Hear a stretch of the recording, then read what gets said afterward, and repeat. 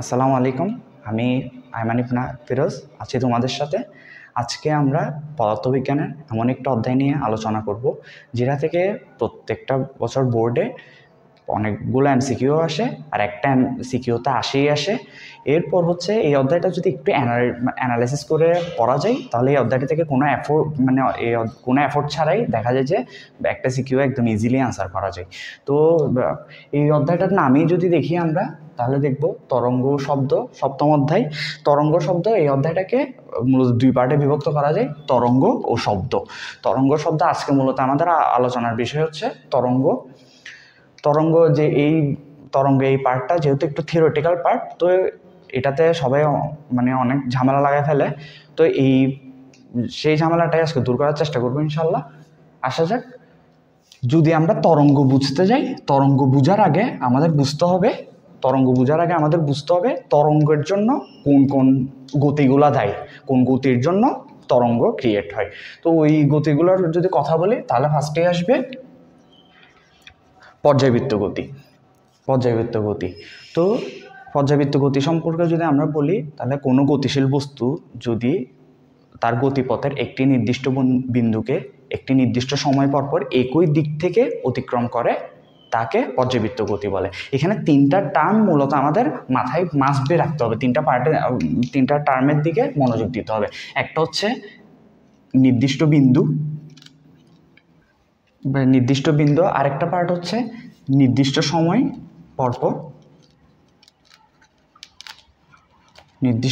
পরপর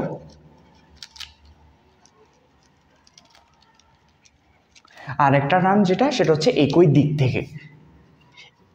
পরীক্ষায় যদি জ্ঞানমূলকও আসে, এই তিনটা টার্ম যাতে মিস না হয়, এই তিনটা টার্মই হচ্ছে পর্যায়বৃত্ত গতির মূল। একই দিক থেকে। তা আমরা ধরো একটা গতিপথ নিই।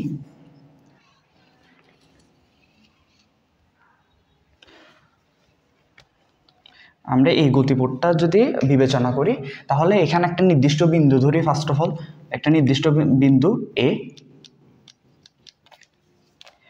এই নির্দিষ্ট বিন্দু আর আরেকটা নির্দিষ্ট কণা ধরি। এই নির্দিষ্ট কণাটা যদি এখানে ট্রাভেল করে একটা নির্দিষ্ট সময় পরপর, এটা একই দিক থেকে, এই দিক থেকেই এখান থেকে ট্রাভেল করা, আবার একই দিক থেকে অতিক্রম করবে। একই দিক থেকে বারবার নির্দিষ্ট সময় পরপর, এখান থেকে সময়টা ধরে নিলাম আমরা 10 সেকেন্ড। 10 সেকেন্ড পরপর এই যে কণাটা আমরা ধরে নিলাম, সে কণাটা একই নির্দিষ্ট সময় পরপর 10 সেকেন্ড সময় পরপর একই দিক থেকে এই বিন্দুটাকে অতিক্রম করবে। তোমাদের বইয়ে পর্যায়বৃত্ত গতির উদাহরণ হিসাবে ঘড়ির কাঁটার কথা ধরা হয়েছে। তো ঘড়ি যেহেতু গোল, তো সেই হিসাবে অনেকে জাস্ট ভাবে যে পর্যায়বৃত্ত গতি শুধু বৃত্তের ক্ষেত্রে অ্যাপ্লিকেবল, কিন্তু এরকম না। এটা বিভিন্ন রকমের হতে পারে। আমরা এখন যদি আমরা বৃত্তের দিকেও তাকাই, তাহলে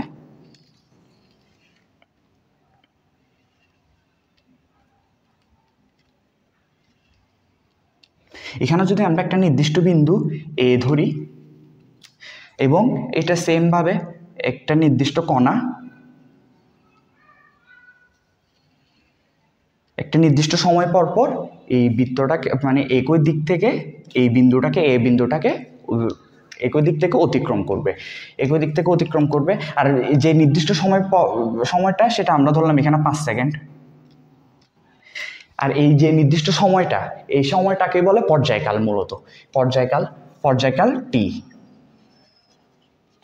যেটা আমাদের সামনেও তরঙ্গের ক্ষেত্র আমাদের যেটা অনেক প্রয়োজন হবে, টি। এটা। আর যদি আমরা এখন শুধু বৃত্ত না, এরপর যদি সরল রেখার ক্ষেত্রেও চলে যাই,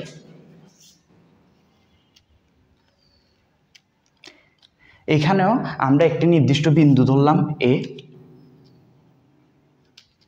একটা নির্দিষ্ট বিন্দু এ, আর একটা নির্দিষ্ট কণা যদি আমরা এখান থেকে ধরি, তাহলে একটা নির্দিষ্ট কণা এটা নির্দিষ্ট সময় পরপর একই দিক থেকে এই বিন্দুটাকে অতিক্রম করবে। একবার ফার্স্টে এদিকে যাবে, আবার এদিকে আসবে, একবার এদিকে যাবে, আবার এদিকে আসবে। তো তোমাদের একটা প্রশ্ন থাকতে পারে যে ভাইয়া, একই দিক থেকে তো এটা হইলো না, এটা তো এদিক দিয়ে যাচ্ছে আবার এদিক দিয়ে আসতেছে, তো এটা একই দিক থেকে কেমন অতিক্রম করে, এটা তো বিপরীত দিক থেকে অতিক্রম করতেছে। তো ফার্স্ট আমরা যদি ধরি যে নির্দিষ্ট সময়টা, সেটা যদি আমরা এখানে 15 সেকেন্ড ধরি, এখানে যদি আমরা সেটা 15 সেকেন্ড ধরি, তাহলে এখানে পর্যায়কালটা কি দাঁড়াবে 15 সেকেন্ড। তো এখানে একই দিক থেকে না হলেও এটা, আর আমরা ধরলাম যে এখান থেকে এখানে গেল, এরপর 15 সেকেন্ড পর তো আবার 15 সেকেন্ড পর তো আবার এটা এখান দিয়ে মানে এই দিক থেকে আবার এই বিন্দুটাকে অতিক্রম করবে। সেখানে হ্যাঁ অর্ধেক সময় মানে অর্ধেক সময় কী হয়, 15 অর্ধেক সময় 7.5 সেকেন্ড, মানে 7.5তম সেকেন্ডে হয়তো বা সেটা এখান মানে এদিক থেকে এই বিন্দুটাকে তার বিপরীত দিক থেকে অতিক্রম করতেছে, কিন্তু 15তম সেকেন্ডে তো 15 সেকেন্ড পর তো এটা এই দিক মানে এই দিক থেকে অতিক্রম করতেছে এই বিন্দুটাকে, তো সেটা একই দিকেই হবে, তাই এটাকে পর্যায়বৃত্ত গতি হিসাবেও আমরা ধরতে পারি। আর হ্যাঁ, তো যেহেতু এটা এই যে বাম ডান, এটা ফার্স্ট অফ অল বাম থেকে ডানে গেছে, এরপর ডান থেকে বাম দিকে আসতেছে, এরকম বাম ডান যে পর্যায়বৃত্ত গতিগুলা, সেগুলো হচ্ছে পর্যায়বৃত্ত গতির একটা স্পেশাল গতি, তার নাম হচ্ছে স্পন্দন গতি। আমরা এখন দেখব স্পন্দন গতি। আমরা এখন পড়ব স্পন্দন গতি নিয়ে। স্পন্দন গতি, যেটাকে আবার ছন্দিত গতিও বলে। এখন আমরা জানব স্পন্দন গতি বা ছন্দিত গতি নিয়ে। স্পন্দন গতি হলো পর্যায়বৃত্ত গতি সম্পন্ন কোনো কণা যদি তার পর্যায়কালের অর্ধেক সময় একদিকে এবং বাকি অর্ধেক সময় তার বিপরীত দিকে গতিশীল অবস্থায় থাকে, তাকে স্পন্দন গতি বলে। তো স্পন্দন গতি হচ্ছে পর্যায়বৃত্ত গতির একটা স্পেশাল গতি। এটা একটা পর্যায়বৃত্ত গতির স্পেশাল গতি। আমরা তখন যেটা দেখছিলাম যে একটা সরলরৈখিক গতিপথ নিলাম, আর সেখানে একটা এ বিন্দু নিলাম, তো তার একটা কণা যদি আমরা ধরে নিই, তাহলে সেটা একটি নির্দিষ্ট সময় পর এই বিন্দুটাকে অতিক্রম করতেছে। এখন শুধু একই দিক থেকে করতেছে না, এই দিক থেকেও করতেছে, একবার এদিকে যাচ্ছে, বাম থেকে ডানে যাচ্ছে, আবার ডান থেকে বামে অতিক্রম করতেছে। তো এই যে পুরা মানে যে এই জায়গা থেকে শুরু করে এই বিন্দুটাকে অতিক্রম করে আবার এই সেম জায়গায় ফিরে আসার মধ্যকার যে সময়টা, সেটাকেই বলে পর্যায়কাল টি। এই পর্যায়কাল টি ধরে নিলাম আমরা, তখন আমরা 15 সেকেন্ড ধরছিলাম, এখন 10 সেকেন্ড ধরি। যদি 10 সেকেন্ড ধরি, তাহলে তার পর্যায়কালের অর্ধেক সময় সে এই দিক থেকে এই বিন্দুটাকে এভাবে অতিক্রম করতেছে, আবার বাকি মানে 5 সেকেন্ডে সে এখানে যাচ্ছে, এরপর পরবর্তী 5 সেকেন্ডে সে এদিক থেকে এই বিন্দুটাকে অতিক্রম করতেছে। এটাই হলো মূলত স্পন্দন গতি। স্পন্দন গতির একটা স্পেশাল গতি আছে, যেটা হলো সরল ছন্দিত স্পন্দন গতি। এখন আমরা জানবো স্পন্দন গতির একটা স্পেশাল গতি সরল ছন্দিত স্পন্দন গতি নিয়ে। আমি তার আগে যদি একটু ক্লিয়ার করে দিই, আমরা ফার্স্ট অফ অল পড়ছি কি পর্যায়বৃত্ত গতি। পর্যায়বৃত্ত গতির একটা স্পেশাল টার্ম কি ছিল, মানে স্পেশাল একটা গতি কি ছিল, স্পন্দন গতি। স্পন্দন গতিরও আরেকটা স্পেশাল গতি হচ্ছে সরল ছন্দিত স্পন্দন গতি, আর এটার পর্যায়ক্রমটা মূলত আপওয়ার্ড। এরকম সরল ছন্দিত স্পন্দন গতি একটা স্পন্দন গতি, এরপর আবার স্পন্দন গতি একটা পর্যায়বৃত্ত গতি, আবার সরল ছন্দিত স্পন্দন গতিকেও আমরা পর্যায়বৃত্ত গতি হিসেবে বলতে পারি। তো এই সবগুলাই এক ধরনের পর্যায়বৃত্ত গতি হিসাবে আমরা বলতে পারি।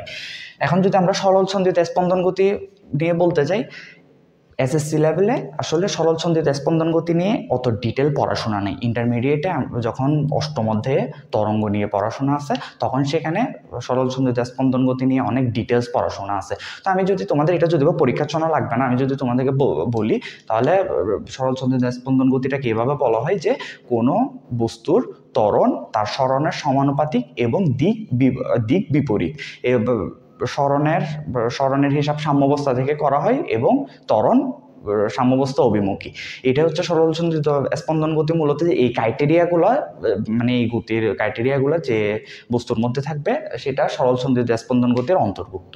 তো তোমাদের বইয়ে সরল ছন্দিত স্পন্দন গতির মূলত 2টা উদাহরণ দেওয়া আছে। মানে আমরা যদি সরল ছন্দিত স্পন্দন গতির উদাহরণের দিকে যাই, তাহলে প্রথম উদাহরণটা হলো, আমরা যদি একটা সিলিংয়ের সাথে একটা সুতা দিয়ে একটা ভর যুক্ত করি। এটা মূলত হচ্ছে সরল দোলকের একটা কনসেপ্ট। তো সরল দোলককে যদি আমরা থিওরিটিক্যালি বুঝতে চাই, তাহলে একটা প্রসঙ্গ কাঠামোর সাথে যদি আমরা একটা সুতা দিয়ে একটা ভর যুক্ত করি, তাহলে সেটাই হবে সরল দোলক। এখন সরল দোলকের ক্ষেত্রে আবার কন্ডিশন হচ্ছে যে সুতাটা আমরা ব্যবহার করব সেটা হতে হবে নমনীয় এবং অপ্রসারণশীল, এবং যে ভরটা যুক্ত করব সেটা ভর থাকবে কিন্তু আয়তন থাকবে না। তো যেটাকে বলা হয় মূলত বব বলা হয়। তো এখানে যদি আমরা সরল দোলকটার মাধ্যমে আসল সরল দোলক তো পাওয়া সম্ভব না, তাই এটা আমরা হাইপোথেটিক্যালি ভেবে নিয়ে যদি আমরা এটা সাম্য অবস্থান থেকে এটা সরণ যদি লক্ষ্য করি, তাহলে আমরা প্রথমে দেখব যে তার সাম্যাবস্থা থেকে একটা সরণ,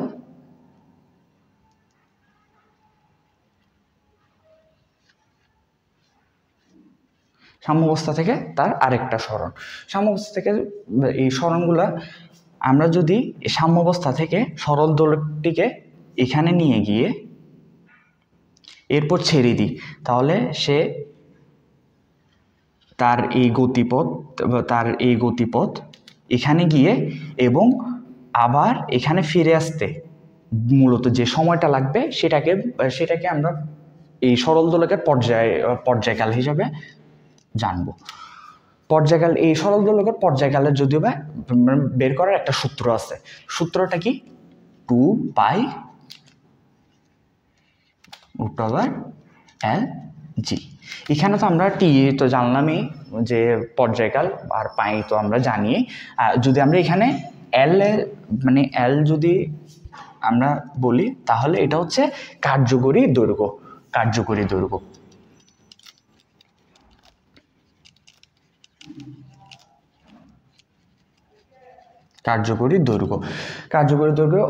কার্যকরী দৈর্ঘ্যটা হলো মূলত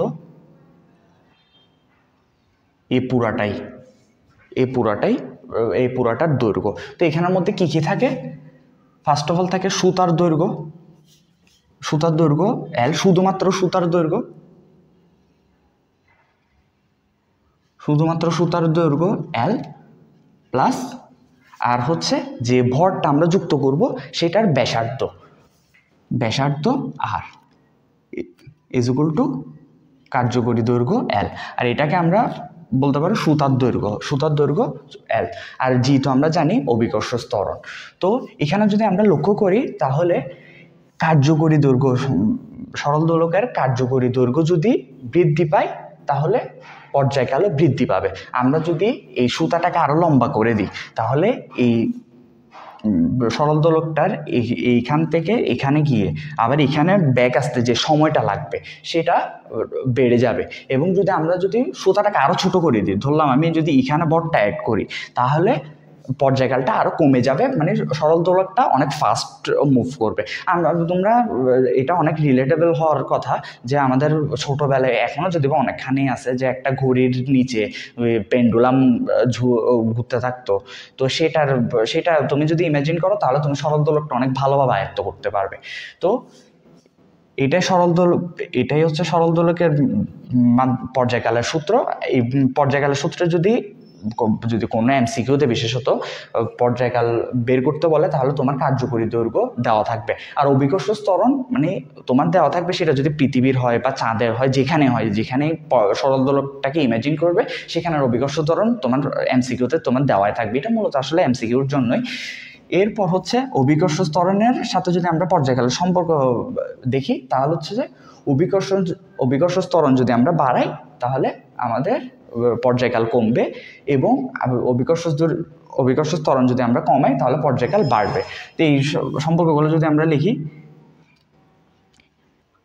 আমরা যদি ছোট এল সুতার দৈর্ঘ্য আর ভরের ব্যাসার্ধটাকে নিয়ে যদি আরো বিস্তারিতভাবে বলি, তাহলে আমরা লক্ষ্য করতে পারবো যে সরল দোলকের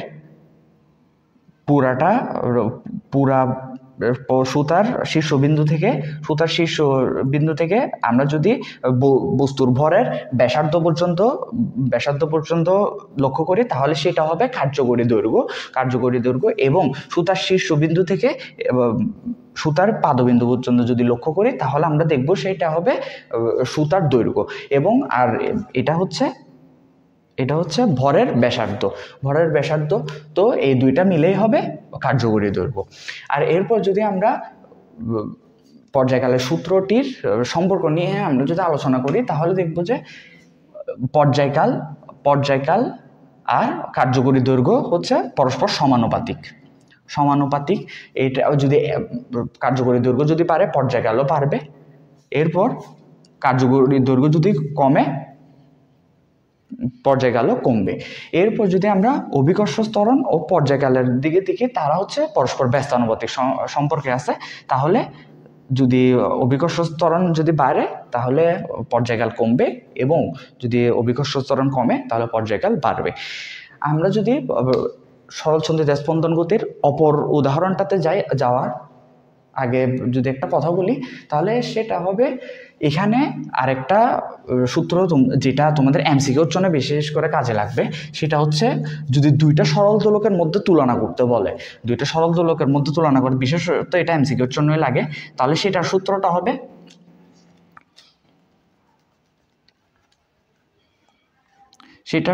হবে T1/T2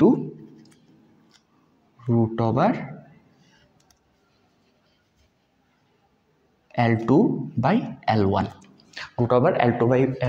এখানে মূলত বলবে মানে মূলত আলোচনার বিষয়টা হলো যে এখানে যদি তোমাকে পরীক্ষার হলে দুইটা সরল দোলকের পর্যায়কাল এবং কার্যকরী সুতার দৈর্ঘ্য সম্পর্কে বলবে, এখানে যে কোনো তিনটা কম্পোনেন্ট তোমার দেওয়া থাকবে।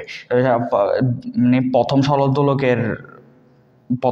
দৈর্ঘ্যের পর্যায়কাল এবং প্রথম সরল দোলকের সুতার দৈর্ঘ্য, দ্বিতীয় সরল দোলকের পর্যায়কাল যদি দেওয়া থাকে তাহলে তোমাকে বলবে যে এই দ্বিতীয় সরল দোলকের সুতার দৈর্ঘ্যটি বের করতে। তো তুমি বিভিন্ন ইন্টারচেঞ্জের মাধ্যমে তুমি এটা বের করে ফেলতে পারবে। এই সূত্রটা মূলত অনেক ইম্পর্টেন্ট, অনেক সময় স্কিপ করে ফেলে। তো আমরা যদি দ্বিতীয় উদাহরণের দিকে যাই তাহলে আমরা যদি দ্বিতীয় উদাহরণের দিকে যাই তাহলে আমরা লক্ষ্য করব যে আমরা যদি একটা প্রসঙ্গ কাঠামো বিবেচনা করলাম, এরপর সেটার সাথে যদি আমরা একটা স্প্রিং যুক্ত করি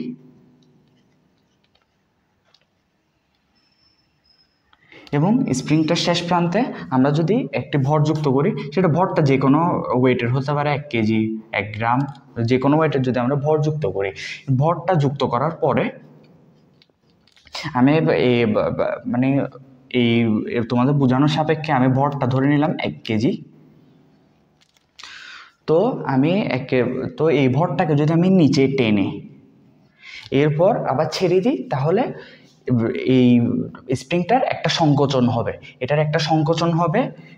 এই সংকোচনটা মূলত ডিপেন্ড করে হচ্ছে স্প্রিং ধ্রুবকের উপর। স্প্রিং ধ্রুবক হলো কে, আর স্প্রিং ধ্রুবকটা হলো কে, আর আমরা যে ভরটা যুক্ত করছি সেটা হলো এম। এখন যদি আমি তোমাদেরকে স্প্রিং ধ্রুবক নিয়ে আরেকটু বিস্তারিত বলি তাহলে স্প্রিং ধ্রুবক হলো, আমি ধরে নিলাম এই স্প্রিংটার স্প্রিং ধ্রুবক হলো 10 নিউটন মিটার ইনভার্স 1। তো 10 নিউটন মিটার ইনভার্স 1 দ্বারা বোঝায় যে এই স্প্রিংটাকে টেনে 1 মিটার টেনে নিতে 10 নিউটন বল প্রয়োগ করতে হয়। তো যদি 2 মিটার টেনে নিতে চাই তাহলে কত বল প্রয়োগ করতে হবে? 20 নিউটন। এরপর যদি 3 মিটার টেনে নিয়ে যেতে চাই তাহলে বল প্রয়োগ করতে হবে 30 নিউটন। এরপর আমরা যদি এখন এর পর্যায়কাল হিসাব করি, এর পর্যায়কালটা মূলত কি হবে? টেনে নেওয়ার পরে সাম্যাবস্থা থেকে টেনে নেওয়ার পরে সেটা সংকোচনের পর, সংকোচন আমরা ধরে নিলাম এখান পর্যন্ত হলো। তো এখান থেকে আবার আগের অবস্থানে ফিরে আসতে যে সময়টা নেবে সেটাই হলো এই স্প্রিংয়ের পর্যায়কাল। তো এই স্প্রিংয়ের পর্যায়কালটা সূত্র হলো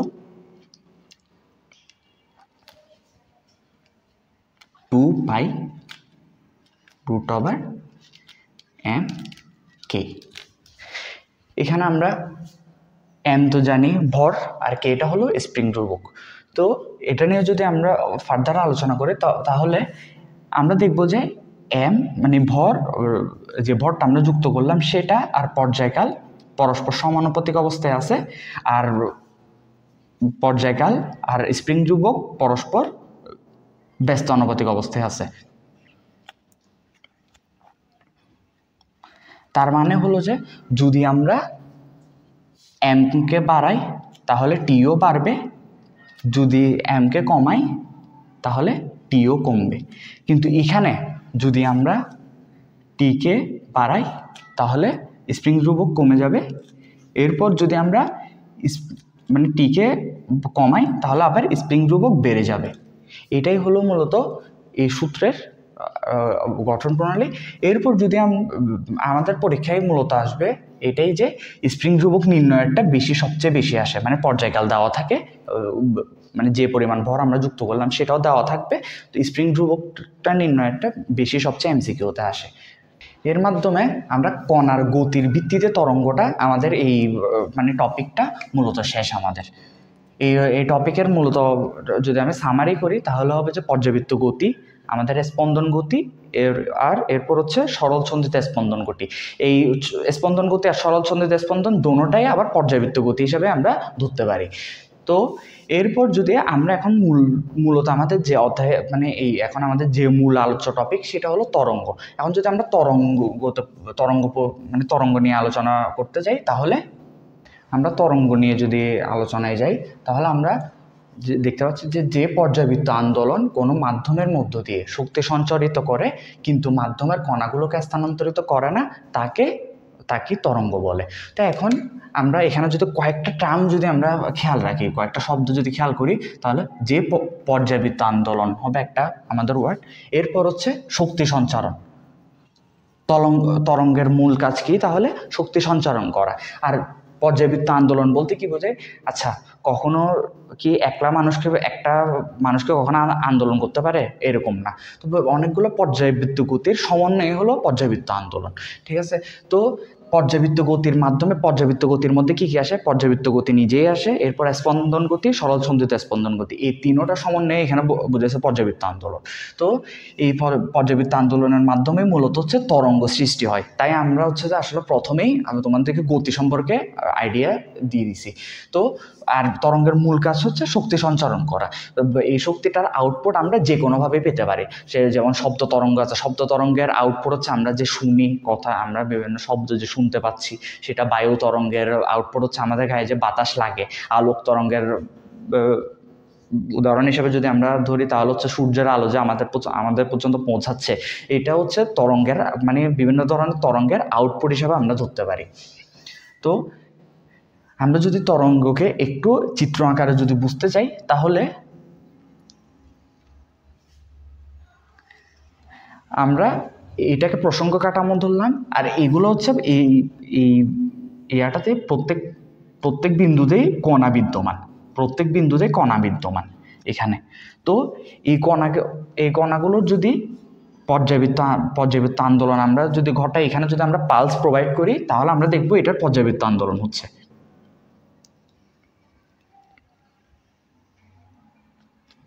এটা পর্যাবৃত্ত আন্দোলন হচ্ছে। এখানে প্রত্যেকটা কণায় ফার্স্টে উপরে গেছে, এরপর নিচে আসছে। ঠিক আছে?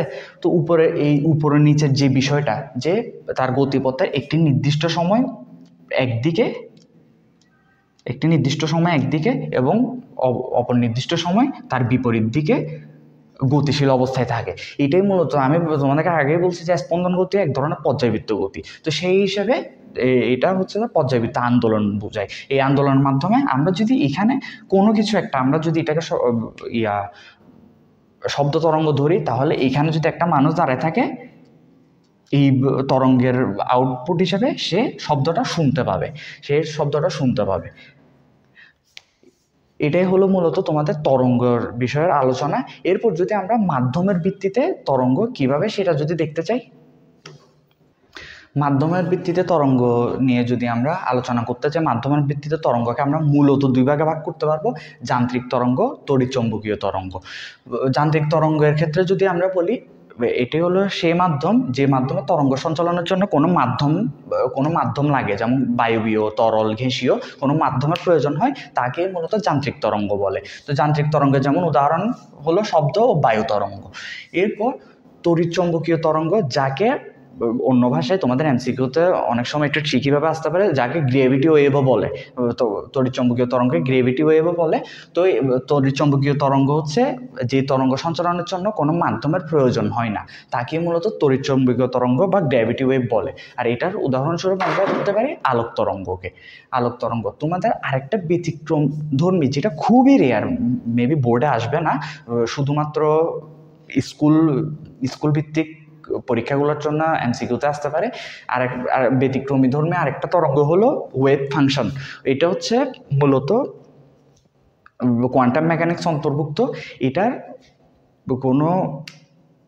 এটার প্রতিক্রিয়া অনুভব করা যায় শুধুমাত্র এতটুকুই।